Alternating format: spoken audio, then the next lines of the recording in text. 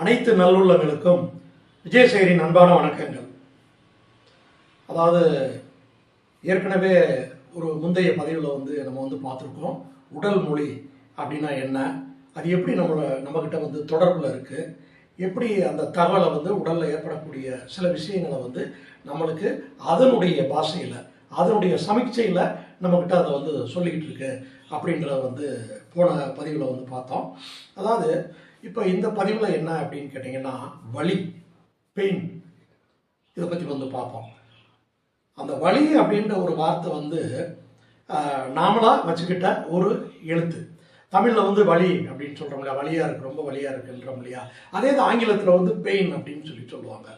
அதே மாதிரி ஒவ்வொரு லாங்குவேஜ்லையும் ஒவ்வொரு நாட்டினுடைய மொழிகள்லையும் வெவ்வேறு விதமாக அதை கம்யூனிகேட் பண்ணுவாங்க. ஆனால் மொத்தத்தில் ஒன்றே ஒன்று தானே, அந்த ஒரு உடல் சொல்லக்கூடிய விஷயங்களை அந்த உடல் வெளிப்படுத்தக்கூடிய விஷயங்களை வெவ்வேறு நாட்டினரும் அவர்களுடைய அந்த தாய்மொழி வாயிலாக சொல்லிக்கிறாங்க. அதில் நம்ம தாய்மொழியில் சொன்னது வலி அப்படின்னு சொல்லியிருக்காங்க. ஓகே, அதாவது பொதுவாகவே வலி அப்படின்னு வந்துட்டாலே நம்ம ஐயோ எனக்கு இந்த வலி வந்துருச்சு, இப்படி ஒரு பிரச்சனையாக இருக்கே, அப்படி பிரச்சனையாக இருக்கே, சரிப்பா நீ போய் உடனே போய் டாக்டரை போய் பாரு அப்படின்னா டாக்டர் போகும்போது அவங்க என்ன ஆலோசனையோ அதை சொல்லி அனுப்பிச்சி விட்றாங்க. அப்போ அந்த பெயின் அப்படின்னு சொல்லி நம்ம நினைக்கும் போது அது நினைக்கும் போதே ஃபஸ்ட்டு முதல் ஒரு பயமாக இருக்குது. என்னுடைய நண்பருங்க, என்ன சொல்ல போனோம்னா என்னுடைய ஒரு ஆசான் நான் சொல்லுவேன். அவர் ஒரு 15 வருடங்களுக்கு முன்னாடி ஒரு அற்புதமான ஒரு புத்தகம் எழுதினார்.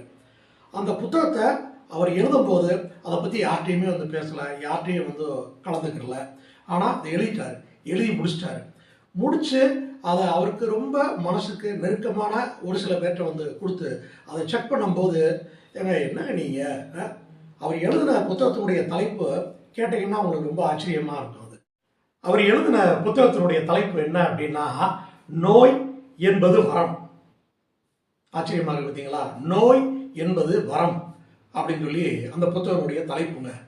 அப்போ அதை பார்த்தவங்களுடைய கருத்துக்களை சொல்லும் போது, என்னங்க நீங்கள் ஒரு பிரச்சனைக்குரிய ஒரு விஷயத்த சொல்லும் போது அதுக்கு நீங்கள் ரெமடி சொல்லாமல் அதை வரம் பெரிய கடவுளாக கொடுத்த ஒரு இது அப்படின்ற மாதிரி நீங்கள் சொல்கிறீங்களே, எங்களுக்கு ஒன்றுமே சரியாக புரியலைங்க அப்படின்னு. சரி, இப்போ உள்ளே போய் நீங்கள் அதை பாருங்கள், உள்ளே படிங்க, படித்ததுக்கப்புறம் உங்களுக்கு என்ன அப்படின்றது விளங்கும் அப்படின்னு சொல்லி அந்த புத்தகத்தை கிட்டத்தட்ட ஒரு 7-8 பதிப்பு இதாகிடுச்சு.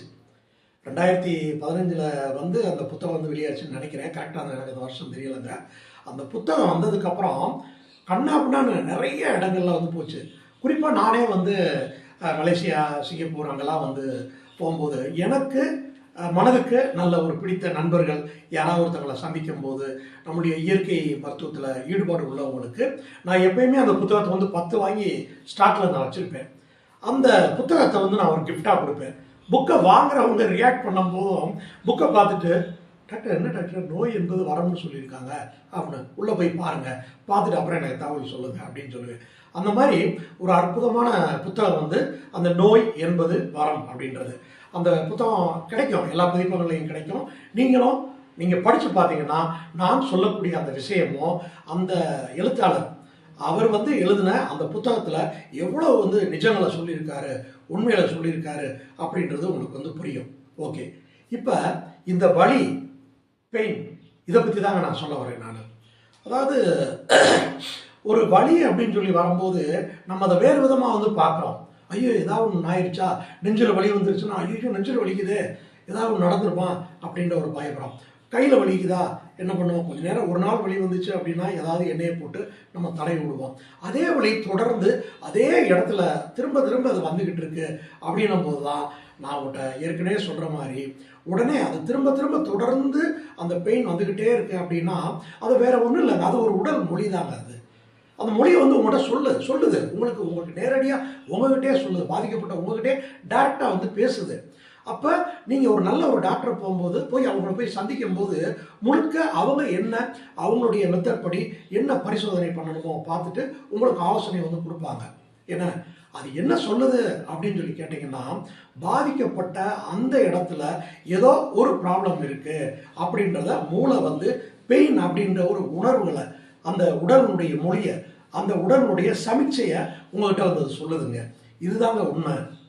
இதை பற்றி என்கிட்ட வர்ற அந்த பேஷண்ட் இருக்காங்க இல்லையா, அவங்ககிட்ட வரும்போது இதை பற்றி முதல்ல நான் தெளிவுபடுத்திடுவேன்.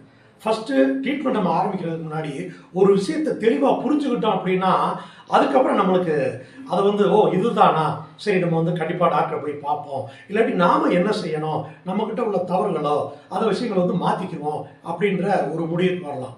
அதாவது என்கிட்ட நிறையா கேஸ், இப்போ நான் கேரளாவில் இருக்கிறதுனால நிறைய கேஸ் வர்றது எல்லாமே பார்த்தீங்கன்னா மூட்டு வலி. இந்த மூட்டு வலின்ற ஒரு பிரச்சனை இல்லை, இன்னைக்கு உலகம் முழுக்க எல்லாம் அவஸ்தைப்பட்டு இருக்காங்கன்னு வச்சுங்களேன்.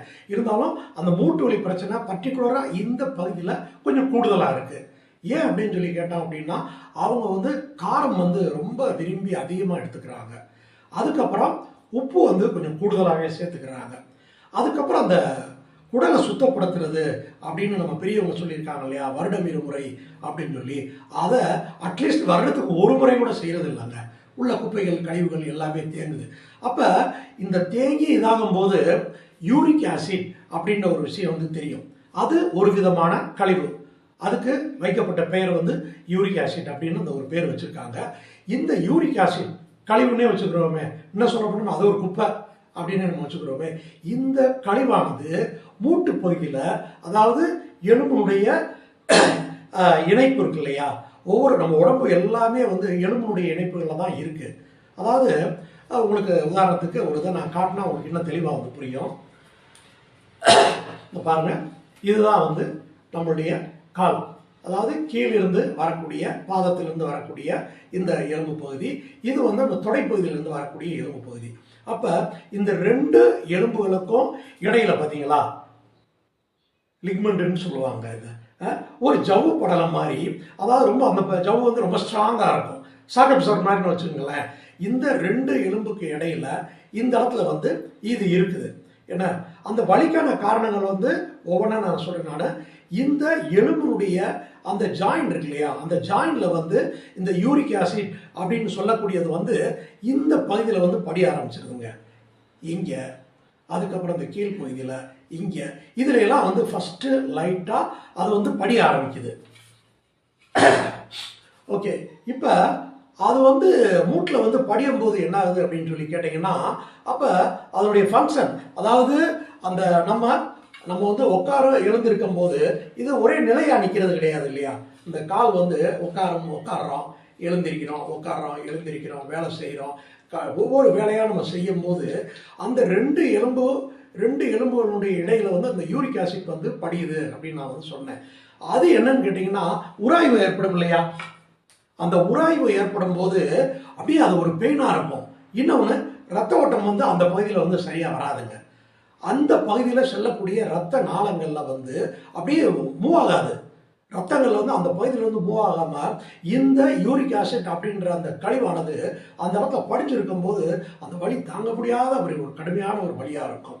அதுக்கு நம்ம நேச்சுரல் பகுதியில் வந்து நிறைய விஷயங்கள் இருக்குது. ஒரே ஒரு மாத்திரை மாத்திரம் போட்டால் சரியாயிருமானா தற்காலிகம் நம்ம மாத்திரை போட்டால் தாங்கவே முடியல அப்படின்னும் போது அதை எடுத்துக்கோங்க, ஒன்றும் தவறு இல்லை. ஆனால் தொடர்ந்து அது அதே மாதிரி நடந்துகிட்டு இருக்கும்போது அதுக்கு நம்ம முறையான ஒரு என்ன விஷயம் செய்யணுமோ அதை வந்து செஞ்சிடணும். ஓகே, இப்போ பெயின் அப்படின்ற ஒரு விஷயத்துக்கு இதுதாங்க அந்த வலி. இப்போ இந்த வலி ஏன் ஏற்படுது அப்படின்ற ஒரு காரணத்தை உங்கள்கிட்ட தெளிவாக நான் சொல்லிட்டேன். உங்களுக்கு இது ரொம்ப நல்லாவே தெளிவாக வந்து புரிஞ்சிருக்கும். அப்போ என்ன பண்ணணும் அப்படின்னு கேட்டால் அதை தான் நம்ம சொல்கிறது. உடம்புக்குள்ள ஏற்படக்கூடிய அத்தனை இடங்கள்லையும் அன்றாட கழிவுகள் வந்து அங்கங்கே நம்ம சுவாசம் வழியா, நம்ம சாப்பிடக்கூடிய உணவு வழியா, என்ன இது வந்து கழிவுகள் வந்து உள்ளுக்குள்ளே போய்கிட்டே தான் இருக்கும். அப்போ அதுக்காக தான் நம்ம வந்து எப்பயாவது நம்ம வருடத்துக்கு ஒரு முறையாவது நம்மளுடைய டோட்டலாக அந்த இன்னர் ஸ்பேஸ், இந்த உள்ளுக்குள்ளே உள்ள உறுப்புகளை வந்து நம்ம சுத்தப்படுத்தணும் அப்படின்ற ஒரு விஷயத்தை வந்து சொல்கிறோம். நம்ம இந்த மாதிரி சுத்தப்படுத்தாமல் இருக்கும்போது தாங்க அந்த வலி அப்படின்ற ஒரு விஷயங்கள் வந்து ஏற்படுது. இப்போ உங்களுக்கு புரிஞ்சிருக்கும் வலின்னா என்ன அப்படின்றது புரிஞ்சிருக்கும்.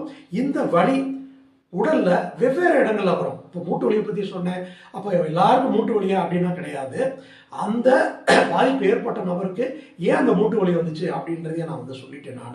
அது ஒவ்வொருத்தருக்கு ஏற்படக்கூடிய வலி ஏன் வருது, எதனால வருது, அதை எப்படி நம்ம சரி பண்ண முடியும் அப்படின்றத அடுத்தடுத்த பதிவுகளில் வந்து உங்களுக்கு நான் தெளிவாக நான் சொல்கிறேன். நன்றி.